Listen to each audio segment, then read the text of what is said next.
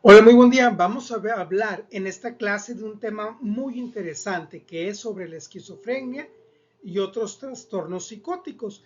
Esta es una clase, de ninguna manera vas a sustituir ningún tratamiento médico ni psicológico.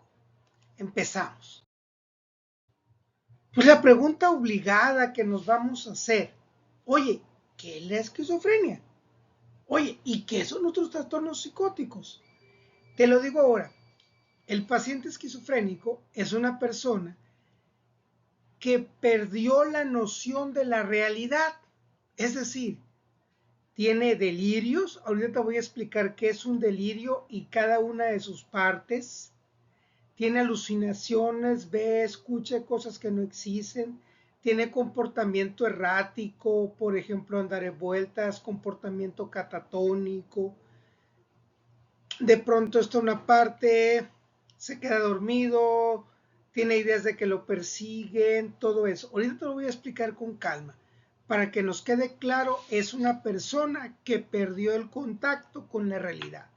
Y por más que le trates de explicar con hechos, con verdades y demás, no va a entender. ¿Por qué? Porque hay una modificación a nivel neurológico. Muy bien. Entonces vamos a explicar qué es un delirio. Un delirio. ¿Qué es un delirio? Es una idea fija, es una idea fuerte, es una idea determinada que ya la persona que vive la esquizofrenia lo cree y no lo vas a poder sacar de ahí. Y te voy a explicar los tipos de delirio ahora mismo. Por ejemplo, hay un delirio de persecución. Pues el paciente tiene la idea, por ejemplo, que no quiere salir de su casa porque es que me están buscando para dañarme. O sea, en una situación que no le está pasando nada de eso a él. También hay un delirio referencial. Por ejemplo, está, no sé, en un centro comercial y ve unas personas que ni conoce, que están platicando, están hablando de mí, están diciendo cosas mías. Lo cree, fíjate bien, no más que se lo imagine ya, no. Cree que así es y puede llegar a enfrentar las personas. O va caminando y, por ejemplo, ve una señal que dice alto, por ejemplo, de los autos, ¿no? Dice, esto me están enviando una señal que yo haga un alto en otras cosas. Voy a detectar qué me están queriendo decir. Y hasta el tono de voz cambia. Este delirio es más o menos, nos ha tocado verlo en la mayoría, más que en la televisión, cuando muchas personas tienen un delirio de grandeza. Sabes que yo los vengo a salvar de todos ustedes y tienen seguidores, ideas bien fatalistas, pero sin ningún tipo de fundamento y se creen que ellos van a redimir a la humanidad y, o sea, no solamente te lo dicen mercadológicamente, es gente que realmente lo cree, por eso es un delirio. También hay delirios erotomaníacos, mira, fíjate la carita de la que pusimos en la ilustración, puede llegar una persona que te diga, ¿sabes qué? Yo tengo una relación afectiva con esta persona en el espectáculo y te nombra quien tú quieras del espectáculo, pero cree que así es. Dice, ¿por qué crees que va a venir a esta ciudad? Porque sabe que yo vivo ahí. Y tú le preguntas, oye, ¿pero dónde lo vas a ver? Dice, no, dice, él y yo tenemos nuestro lugar secreto. Y se lo cree, porque una cosa habrá gente que llega y te invente cosas y se divierta así a lo mejor, pero la persona con delirio está convencida que así es. También hay otros delirios que se llaman nihilistas. Por ejemplo, son pensamientos muy catastróficos, como del fin del mundo, como hay que guardar agua, hay que guardar esto, porque de pronto va a llegar una gran tormenta. O sea, pero una persona que no tiene ningún fundamento y está convencida que sí es, y un rasgo así que lo tiene bien convencida y hasta llegar a poder llegar a convencer a otras personas. Ahora bien, el segundo, porque delirio es el primer criterio diagnóstico, ¿de qué? De lo que es la esquizofrenia o trastornos psicóticos. Y la persona tiene que tener estos o la mayoría de estos síntomas. Hay personas que tienen alucinaciones, por ejemplo, auditivas, es decir, no dice, escucho una voz afuera, no, fíjate bien para que veas la gran diferencia. Es, siento una voz, doctor, adentro de mi cabeza, aquí en mi cabeza. Si esta voz me dice que haga esto, que haga el otro, de hecho hay veces que escucha voces que le van a decir que ataque a otra persona, es cuando el paciente puede ser peligroso. Repito, él escucha dentro de su cabeza. También hay alucinaciones olfatorias, huele a tal perfume o huele a tal la cosa que apesta o ahí está fulano y nadie más lo ve, alucinaciones olfativas, auditivas, visuales, es decir, tiene muy alterada su percepción y va a generar situaciones que él cree que existen. De hecho, hay pacientes que tienen a sus inicios, un cierto grado de conciencia de enfermedad. No es común cuando se van dando cuenta, ¿sabes qué? Yo siento esto y deciden buscar ayuda. No es la mayoría. Casi siempre es una enfermedad que va a pasar muy desapercibida por el paciente y muy notoria por su familia, que es quien lo quiere llevar a curar. Criterio número 3. Y fíjate el personaje que puse ahí.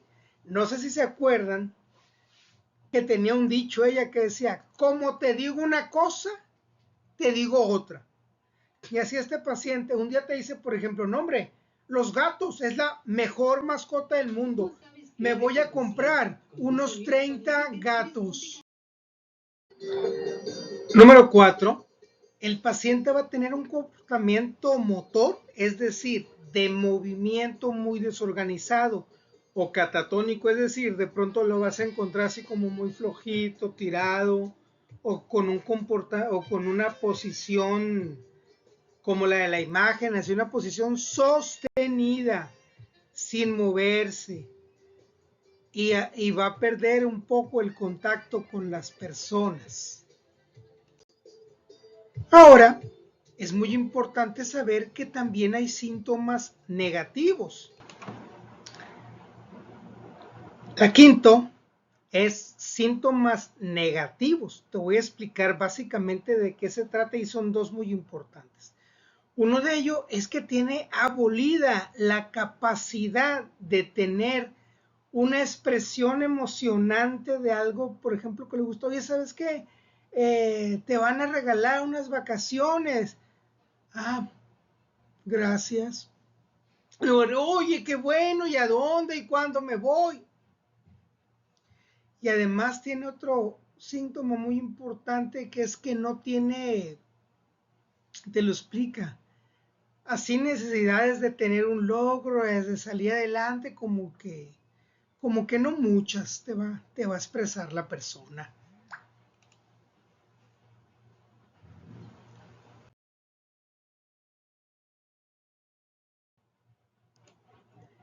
Y ahora, fíjate bien, va a tener 3 puntos importantes en otros síntomas. Por ejemplo, casi no va a platicar, casi no va a hablar.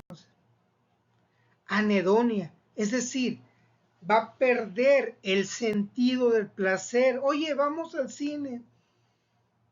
Ay, no tengo ganas, siendo que antes era una persona muy fanática del cine. Y también va a hacerse asocial, es decir, donde hay, no quiere ir donde hay mucha gente ni convivir, o sea, prefiere, no prefiere en cuanto al gusto, sino es una situación enferma, es una situación patológica que lo lleva a evitar el contacto social.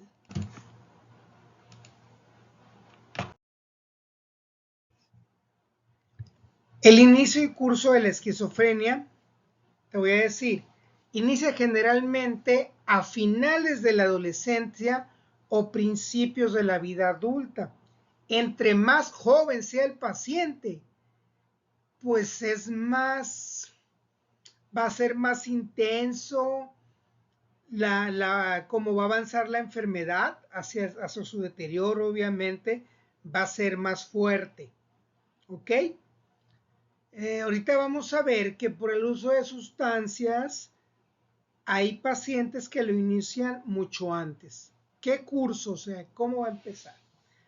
Y ahorita voy a explicar paso a paso las 3 fases de cómo empieza, pero te lo voy a explicar.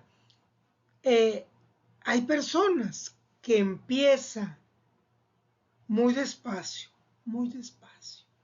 Se va instalando los síntomas. De lo que ya hablamos de delirio, de alucinaciones, de comportamiento extraño, de comportamiento errático en círculos, todo eso que platicamos anteriormente. Ahora bien, entre más rápido empiece, con todos los síntomas completos, es peor el pronóstico. Por eso tenemos que estar muy, muy, muy pendientes del paciente y saber cuándo hay que derivarlo segundo o tercer nivel de atención médica. Ahora te voy a hablar de los tipos de esquizofrenia, y trastornos psicóticos. Grábate esto, es muy, muy, muy, muy importante. Y para mis alumnos es pregunta de examen. El trastorno esquizofreniforme tiene que tener los síntomas de la esquizofrenia, grábatelo, grábatelo, más de un mes, un día, a 6 meses.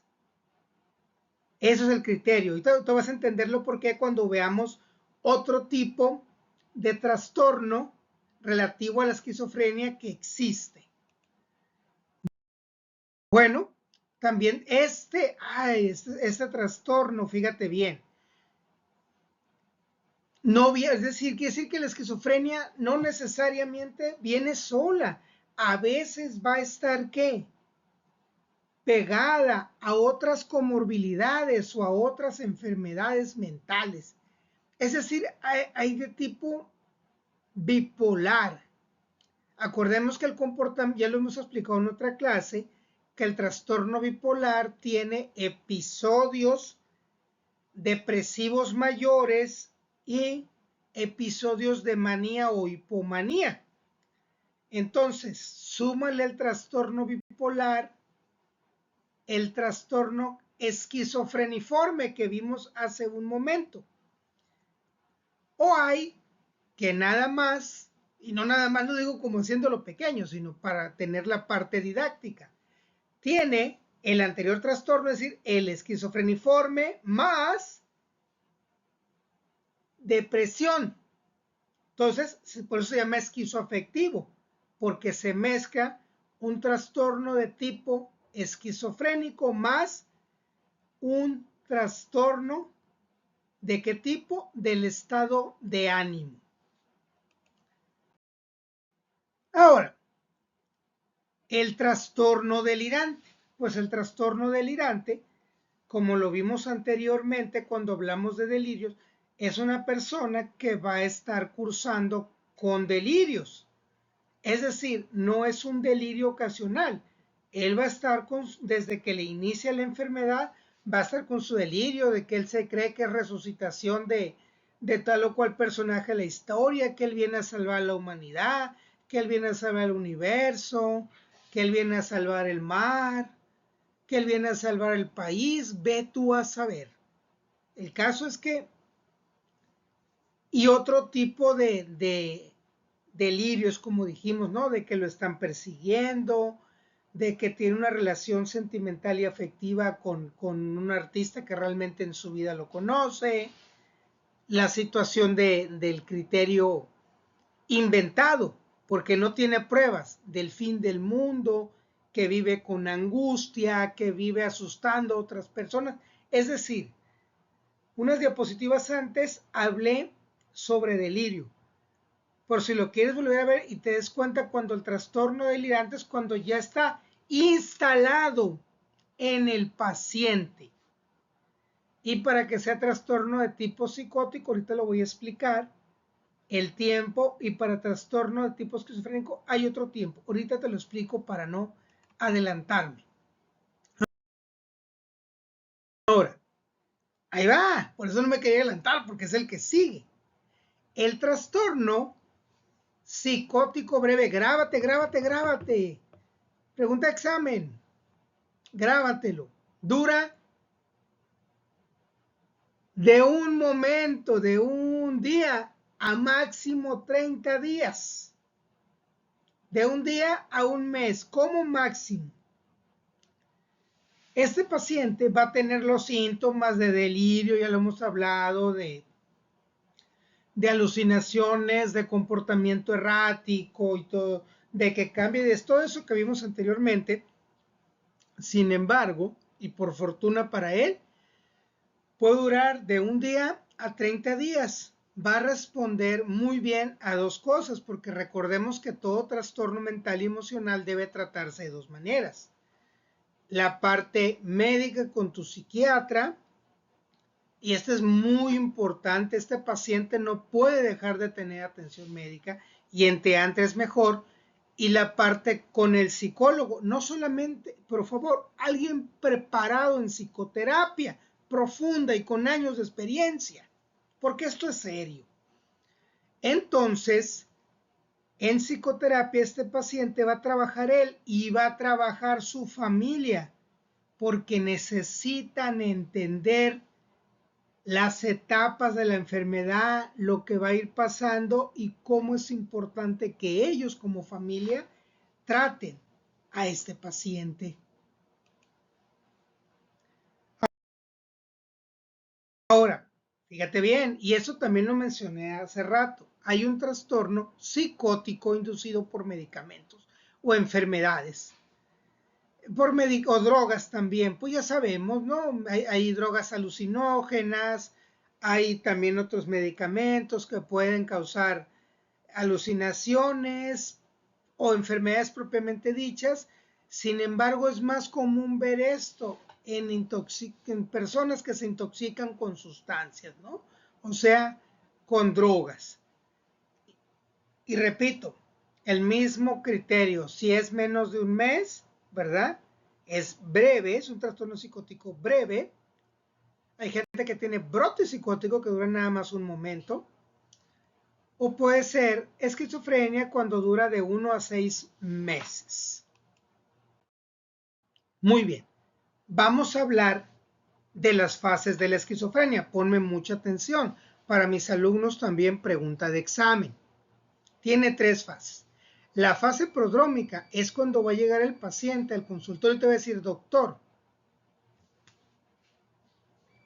mi familiar parece que me lo cambiaron, ya no es el mismo.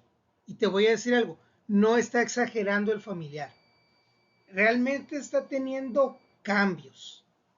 Por ejemplo, el delirio, las alucinaciones, ¿ya? Entre más insidioso, entre más fuerte, entre más contundente sea este cambio, por eso sí o sí o sí o sí o sí, este paciente necesita atención médica. Entre más fuerte sea el cambio, es menos favorable el pronóstico. Por eso, en cuanto aparezca el primer síntoma, a tus pacientes o a tu familiar, llévalo a atención especializada.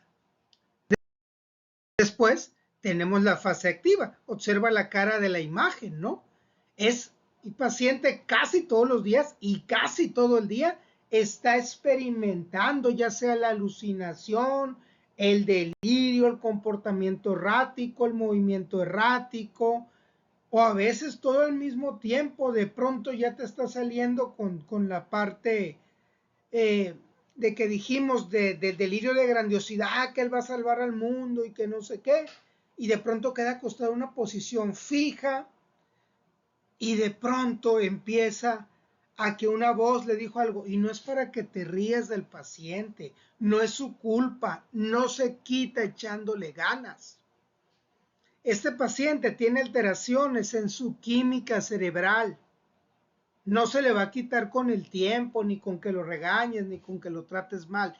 Ese paciente necesita sí o sí atención profesional, médica y psicológica de urgencia. Y luego hay una fase residual donde un paciente está un poquito más tranquilo y vamos a imaginar, para que lo entendamos, que se fue a la fase prodrómica, o sea, cuando empezó, ¿ok? Tiene que ver, obviamente, que vaya con su médico, que esté tomando el medicamento antipsicótico, no estés creyendo de 1000 cosas que te va a decir la gente, que le va a hacer daño, que no, más daño que el que tiene, no se lo va a provocar otra cosa, o sea, no, atiéndelo, es una enfermedad grave. A veces la familia entra en negación y pensamos, no es cierto, no tiene nada, y que no, porque duele que tu familia se enferme, claro que duele, por eso entramos en negación, pero si quieres ayudarlo, llévalo ya mismo a tratamiento médico, por favor. Ahora vas a decir, oye doctor, ¿te saltaste la farmacología? Sí, ¿por qué? Porque en el último examen de este semestre voy a hablar específicamente de toda la farmacología.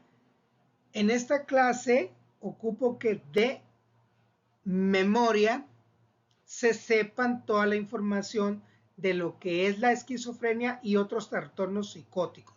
Para mayores dudas pongo la bibliografía que fue el manual DSM-5, que es el manual de trastornos mentales. Cualquier duda me lo hacen saber y con todo gusto lo platicamos. Les doy las gracias, pongan mucha atención en el video, es muy importante. Les deseo que Dios los bendiga y que los bendiga grandemente.